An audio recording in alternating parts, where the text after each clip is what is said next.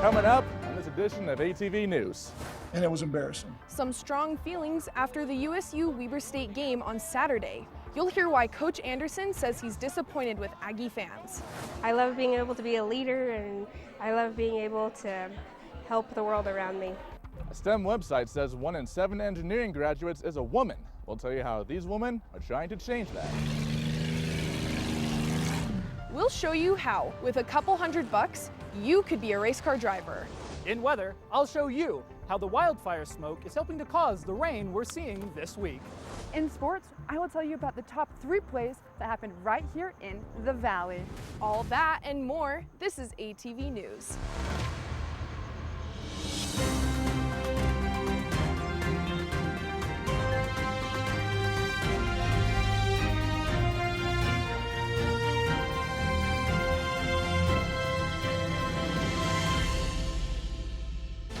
A lot of our fan base showed true colors today, and it was embarrassing.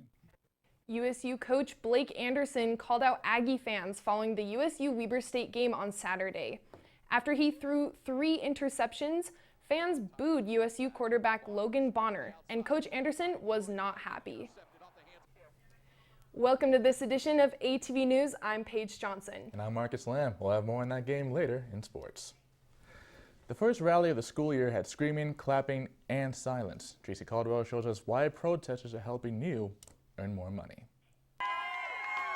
USU students cheered as Graduate Studies Senator Sarah Pope spoke to protesters at the Block A. Holding up posters, they marched around the quad in silence to rally for higher wages for graduate teaching assistants, graduate instructors, and student workers. We have 6 colleges where graduate students are making less than $12,000. That's 113 graduate students. $12,000 is not a living wage. For student workers, protesters want wages to increase to at least $14 an hour. Definitely raising it to the point where, they're able to pay for rent without thinking about not getting food that month. In addition to the rally that took place behind me just moments ago, Graduate Senator Sarah Pope said she also requested additional funding for graduate student assistantship, which was denied by President Cockett. This only added to the fire for protesters holding up these signs today. I make $14,000 a year to teach college classes, and my wife's insurance isn't subsidized through the school. I can't afford to live on my stipend. Salary for graduate instructors and teaching assistants varies per college. The College of Science pays the most, with an average of $18,077 for a 9-month salary. Kane College of Arts pays the lowest, with an average of $8,481. Pope said because funding mainly comes from tuition, they would need another increase to have higher wages. It would be about a 1% increase. I think what the students are wanting is for the university to prioritize these wages, that you're going to increase this anyways. So you need to focus on the things that are that matter. JC Caldwell, ATV News. Pope said her next steps are to talk to the dean of each college to reorganize their budgets and prioritize higher pay. North Logan Police announced Kent Goodrich as their new police chief after the former chief resigned following a DUI charge in July. Goodrich has served with both Logan City Police and with the Cache County Sheriff's Office. He has spent the past 17 years working with Utah Highway Patrol. Police say he is expected to start at the end of this month. Researchers say 25% of women can't afford to buy menstrual products. Claire Scott joins us from the Live Agriculture Science Building, where she shows us what Utah is doing to address this period poverty. Claire? Thanks, Marcus. I'm inside the Ag Science bathroom where USU girls have had access to free period products since last summer. Within the past month, K-12 schools across Utah have done the same. I found out what having access to these products means for students. As students came back to school this year, they were met with a change, not in the classrooms, but in the girls' bathroom. Voting is now open on House Bill 162. In this year's general session, Bill H-162 was passed unanimously, requiring all K-12 schools to provide feminine hygiene products in school bathrooms. It is very rare for a big social issue like this to get through unanimously. In fact, I'm not aware of another one in our state. In past years, students would have to pay to use period dispensers if they were lucky enough to have dispensers at all. Under the new bill, Access is as easy as a push of a button. Walking into the bathroom, students are met with new dispensers, but what is not new is the importance of free access to these products. When I started it, I didn't have a pad or tampon. Most of the time, I just wad up like a bunch of toilet paper and then wait till I got home because I never wanted to ask anyone because I felt too embarrassed. Some people might not even be able to afford something like that, and I feel like it's something that every teenage girl needs, and it's really important. I know a lot of people personally that can't afford to purchase these products. As students use these dispensers, the conversation around periods becomes less stigmatized, a problem that McCormick says stopped progress for years. Periods and talking about them and dealing with something that's so incredibly basic, we've just completely blinders. We're not looking at it, The Utah Period Project says that when young girls get their period, their school experience is disrupted. They say that having access to these products is a step in making the school experience more equal in Utah. Reporting live from the Ag Science bathroom, Claire Scott, ATV News. Thank you, Claire. So, Marcus, every time you open a bag of chips, doesn't it seem like there's less chips in it? Yeah, now that you mention it, it does look like it. Hanneke Johns shows us why more air in our chip bags is becoming a lot more common and how other companies are decreasing their product sizes. The next time you're shopping, you may want to check the items closely in your cart. Shrinkflation has been going on for decades. It's nothing new. Recently added to the Merriam-Webster dictionary, the word shrinkflation is defined as the practice of reducing a product's amount or volume per unit while continuing to offer it at the same price. I think that shrinkflation is a tactic used when companies are desperate, and I think that they try to fool consumers into purchasing what they think is the same product when it's actually just a little bit less and hoping that they just don't notice. And it's affecting most products, from food to drinks to household items and everyday products you use. Their sizes have been getting smaller, but their prices have stayed the same. To look at the package, you'd never know anything was different if you didn't look at the fine print. According to consumerworld.org, Charmin Mega Rolls recently decreased the number of sheets in their toilet paper rolls. Instead of having 264 sheets, it is now 242. Now, at a glance, it doesn't look that different, but after doing some math, 264 sheets were removed from the original packaging, meaning they removed an entire roll of toilet paper from their 12-pack. And if you didn't pay attention to the net count and fine print on the bottom, you would never know you lost a whole roll of toilet paper. With all items, Dworsky says that the best thing for people to do right now is to read the labels. Double check the numbers, see if it changed. If it did change when you're at the store, see if maybe a different brand name hasn't downsized yet. Some consumers are starting to believe that there isn't much they can do. Nobody really has a choice. I mean, we're so reliant upon big brands and box stores that we really have no choice but to buy what brands are on the shelf. And sometimes all of them are doing it and we have no choice. Hanneke Johns, ATV News. If you're interested in seeing a list created by consumerworld.org of items that have been affected by shrinkflation, we'll leave a link on our Facebook page. And coming up, it makes it actually cheaper. The new way you pay for intramural sports might have you going out for more teams.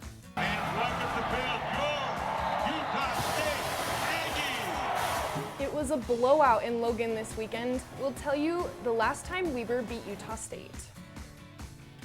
And in weather, Joe Cooney will have the 7-day forecast. The current temperature is 70 degrees. The surplus store. Someone's trash is about to be my treasure. We have cords and cables here. We have bags full of towels and sheets. Do you want this fold-up mattress? Because we don't. We got keyboards, paint cans, whatever this is, typewriters, computer monitors. It's destiny on the line, and we want you at surplus. Products are not guaranteed to work. All sales are final. This commercial is not endorsed by Utah State.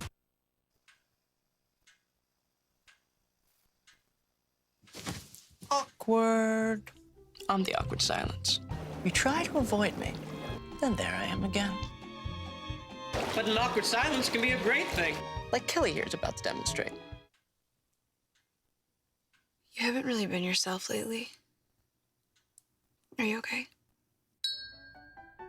Find out how you can help a friend with their mental health at seizetheawkward.org.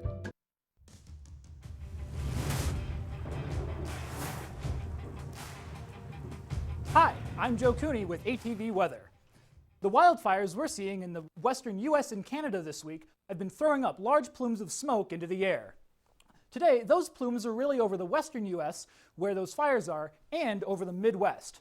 Yesterday, we saw some of that smoke over Utah, which helped to cause some of the rain we felt. This is because the particles that make up those smoke plumes and clouds act as the foundation for raindrops. This means that low to medium concentrations of smoke in the air can cause precipitation and might cause rainfall. Now, let's see what's happening over Utah in our state radar. The main system we're seeing is rain and storms over Utah County moving northeastward into Wyoming. Now let me tell you about what might happen in Logan over the next 7 days. Over the rest of this week, we might be seeing temperatures in the low 70s and high 60s, with some scattered rainstorms and thunderstorms, possibly because of those clouds from California coming in to help cause that precipitation. Now that you're all caught up with the weather, it's back to you at the desk. Thanks, Joe. The Society of Women in Engineering had their opening social last week, but what is it that they do? I asked them to save me a plate so I can find out. At the beginning of the semester, it's normal to see an opening social for students, but this one is a little special. The club in charge of tonight's event is SWAY, the Society of Women in Engineering. Their goal? To give students engineering opportunities and turn them into capable leaders. I love being able to be a leader, and I love being able to help the world around me. Despite USU's well-known engineering program, fewer women are applying for the major. Last year, 81% of women were in the College of Education and 16% were engineers. I was really just looking for a community of people that have the same values as me, and engineering doesn't have a lot of women. SWAY tries to create a rich environment for inspiration with their food, drinks, and guest speaker Asal Nasiri, an engineer working for NASA. She's an amazing person, and we're so happy to have her here. Every woman at the SWAY event had their own emphasis to call their own. But what do they do in the labs all day and night? Well, they make things like this. A lawn board made entirely out of carbon fiber. SWAY member Crystal Tingle is mastering carbon fiber, preparing it for new students and future experiments.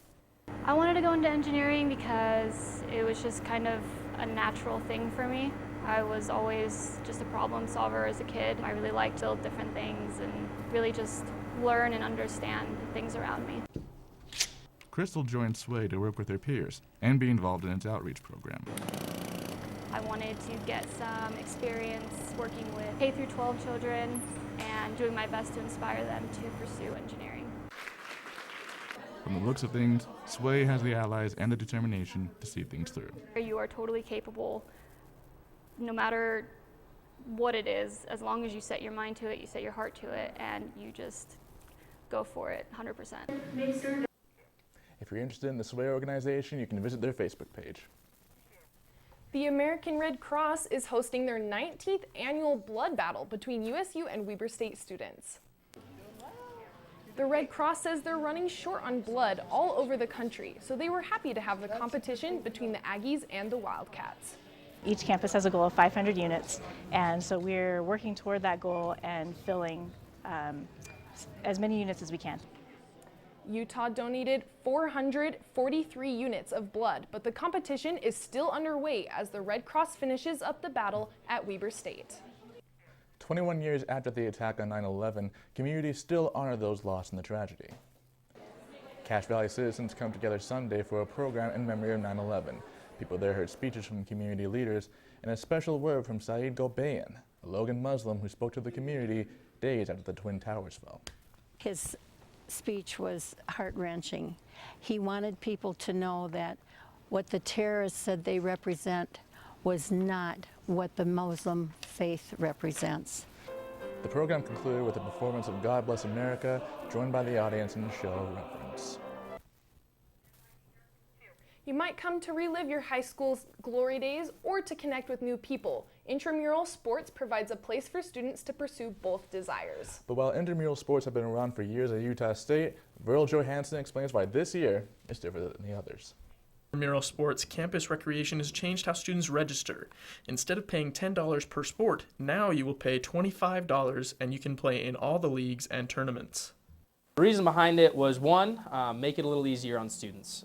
So it's one transaction and they're eligible for all sports. Intramural sports campus recreation has changed how students register. Instead of paying $10 per sport, now you will pay $25 and you can play in all the leagues and tournaments. The reason behind it was one, make it a little easier. The intramural season starts Monday. You can register in person or at the Arc or online.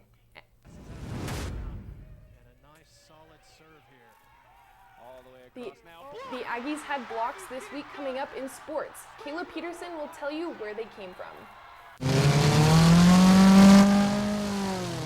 That just gets my heart going when I hear that. Forget your insurance information. We'll show you where bumping, scraping, and hitting is legal on the track.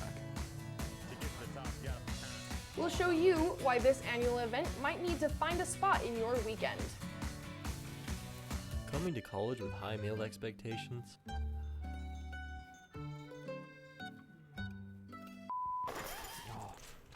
Don't be fooled. No. Oh, Are your meal expectations not meeting reality?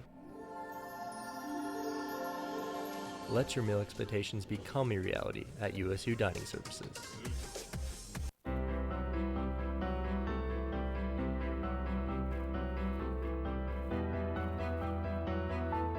Body language can tell you all sorts of things. Like someone is having a stroke. Know the sudden signs. Learn fast. Face drooping, arm weakness, speech difficulty. Time to call 911 and get them to a hospital immediately. Learn the body language and spot a stroke fast.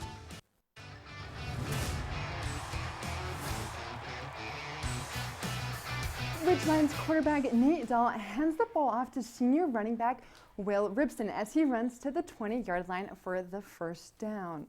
Welcome to ATV Sports. I'm Kayla Peterson. Now let's jump back into some high school football.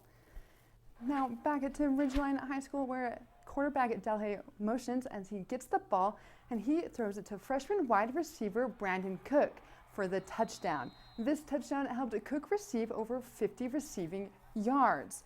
But Mountain Crest's junior quarterback Casey Crofts throws this pass to junior wide receiver Will Deckover. Deckover had over 100 receiving yards this game, but in the end, Ridgeline won the game 25-6. Now to Skyview High School. While they had their homecoming football game this past Friday, where they played Logan High School. Skyview's senior quarterback Michael Ferguson ran this ball in for a touchdown. This was his only personal touchdown of the game, but Logan Grizzlies quarterback was able to get this to Keaton Pond and was able to score the touchdown. Now, back to Titan Mason, who's going to have this back from the quarterback, and he was able to run 186 yards, but is brought down here at the 2-yard line. But don't you worry, the Grizzlies were able to pull the upset 22-6. The Aggies took on Weber State Wildcats in Maverick Stadium over the weekend. Noah Giles went to the game and shows us what cost the Aggies their 44-year winning streak. USU fans brought the energy into Maverick Stadium on Saturday, but Weber State wasn't fazed. The Wildcats shocked the Aggies this weekend, coming into Logan and blowing out Utah State. The Aggies came out slow and struggled to move the ball down the field, scoring their only touchdown of the game on special teams. Head coach Blake Anderson said the team was bothered by the physicality of Weber's defense. Because right now we're not a very good football team. We're searching for ourselves. We're searching for consistency. We're searching for leadership. Utah State's defense made plays in the first half, intercepting 2 Weber State passes and holding the Wildcats to 13 first-half points. After a hard-fought first half, Weber State continued its dominance over Utah State. Following a touchdown by the Wildcats' Tyler McPherson, the Weber State defense intercepted a third Logan Bonner pass and returned it for a touchdown, all but sealing the victory for Weber. Despite the fans' insistence on playing backup quarterback Cooper Laga, he didn't enter the game until midway through the fourth quarter. And when he did play, he didn't have too much success. He was sacked once and threw an interception as well. Head coach Blake Anderson voiced his frustrations after the game. We had a lot of our fan base show true colors today, and it was embarrassing. I'm not going to be swayed by people in the crowd. It was a rough night for the Aggies, who turned the ball over 4 times, resulting in a final score of 35-7. Utah State now has 2 losses in their first 3 games and are looking to turn things around before entering conference play. Noah Giles, ATV Sports. The USU football team has no games this week, but will be back in action on September 24th here in Logan. USU volleyball traveled to Oregon to the A6 Invitational. They played Portland, Oregon State, and Portland State. The Aggies won the tournament. Last night, the Aggies started off strong with this kill from Tatum Stahl. The Wolverines came together and got ready for this. The Wolverines came together right here, my bad. But they were not ready for this bump and dump by the Utah State Aggies. Now we are ready for this kill right here by Kennedy Boyd. And guess what? The Aggies again were ready for a block party, as the Aggies were able to block many things that the Wolverines gave them. But the party was not quite over yet with this block right here. This helped the Aggies seal the deal, winning the match 3-2. Now let's take a look at those top 3 plays that happened here in the Valley this week. Coming in with number 3 is Ridgeline High School. As the quarterback motions, he is ready, and as he gets the ball, he's looking, and he passes it to wide open receiver Brandon Cook. Coming in at number 2 is USU's own Tatum Stahl with the volleyball with this power-packed kill. And you saw Noah's story about fans cheering on USU's football team, and this play is number 1 as Terrell Vaughn catches the kickoff return and he runs it all the way back. This is Vaughn's first 100-yard carry with the Aggies and the first 100 kick return of the season. USU soccer went to Salt Lake City and played against the University of Utah. They lost 0-1. The Aggies play BYU tomorrow at 3 at home. Men's golf traveled to Colorado to the Gene Miranda Falcon Invitational. They ended up 6th out of 24 teams. You are all caught up in your Aggie sports. Back to you at the desk, Marcus. Thanks, Kayla. You know NASCAR, but few of us can afford to race. Noah Johnson shows you another kind of race you could enter with your own car. 3, 2, 1. The green flag signals these drivers to put the pedal to the metal, but rubber doesn't meet the road. This is Dirt Track Trash Car. There's nothing else like it that, like Demolition Derby. It's Demolition Derby and, say, NASCAR combined, where you're allowed to bump and hit and pass each other and spin each other out. West has been promoting Trash Car for the past 7 years, and this was the last race held at Cache County Fairgrounds this season, hosting fans from all over the valley and 56 drivers. I was more interested in driving than being a spectator, so I decided to get a car going. I had access to one that would fit perfectly, so we did it. Meisner has been racing Trash Car 4 years. He says he put $800 into his car to get it race ready, and recently another $400 to keep it running. Now when they say trash car, they mean trash car. The only requirements for these vehicles is that they have a roll bar inside and out, and that they have all the glass and plastics removed. Other than that, anything goes. You can run a spare in the back even. Flat tires, fires, and even rollovers. Yeah! Our obstacles drivers fight through every race. So what keeps them coming back? I gotta do this because that's what makes it a thrill. That just gets my heart going when I hear that. And I just want to be out there on the track. It's definitely an adrenaline rush. Plus you get to be with your friends and family, and if you're good at it, you know, there's a little bit of money involved. You can win a couple $100. It's fun. It's the most fun you could ever have. Noah Johnson, ATV News. West says the final race of the season is in Tremont on September 24th. Put on your cowboy hats, get ready to eat some fried food, and maybe even win some prizes at this annual event. Morgan Perkins shows us why your weekend just got booked. Here at the Utah State Fair, there are many opportunities for people to learn more about agriculture in their own state, as well as see some of the rankest cowboys and cowgirls compete for prize money. Bulls, broncs, and fair food are the sounds of the end of summer. Here at the Utah State Fair, their theme is to find your own ag adventure. The fair itself has been going on for 166 years. Utah did that to celebrate their agricultural independence and come together. The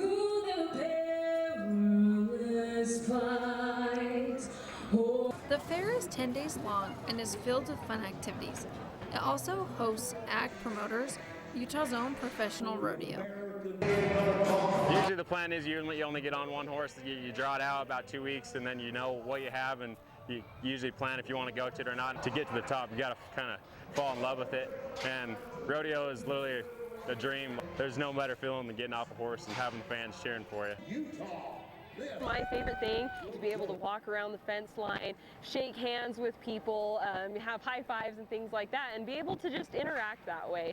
Perkins, ATV News. The State Fair runs through Sunday. We have a link where you can buy tickets on our Facebook page. Is September too early to decorate for Halloween? Katie Vargas shows us a local man whose unique hobby relies on the holidays. Even the crows know that in this Cache Valley home, Halloween comes a little early. I figured if all the stores can get their Christmas stuff out October 1st, I better jump ahead and get ahead of them in mid-September. What you see here is a unique hobby, faux pumpkin carving, and 14 years of it.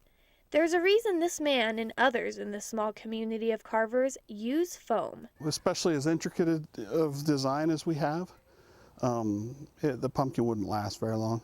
I can soak it overnight in a tub and keep it for maybe 2 weeks, but after that it's no good. In the day, this setup looks fascinating, but in the night, it's transformed. Olson puts each pumpkin through an intricate hand carving process that's creating these three-dimensional looks. They're all pretty amazing, especially with sculpting.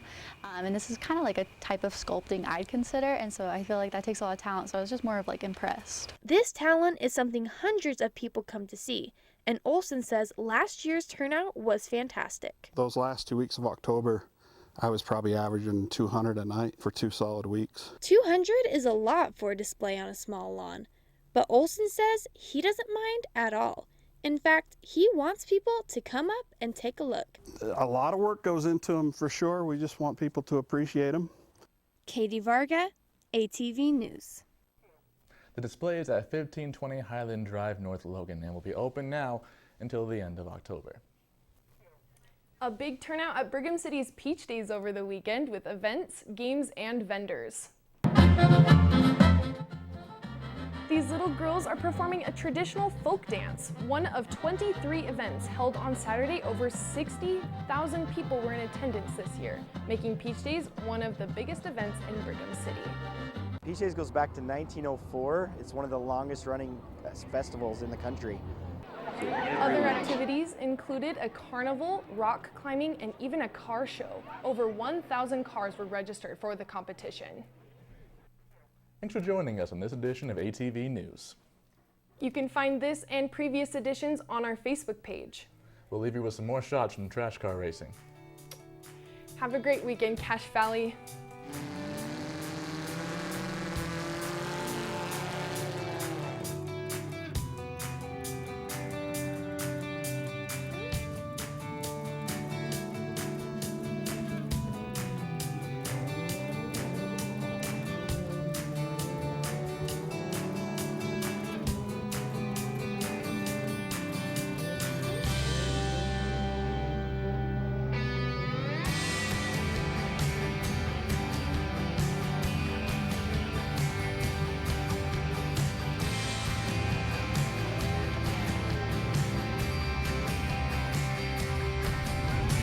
I tried Oxy at a couple of parties.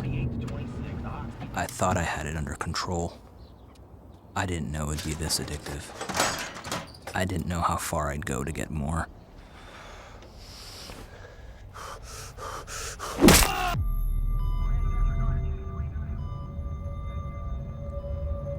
opioid dependence can happen after just 5 days. Know the truth, spread the truth.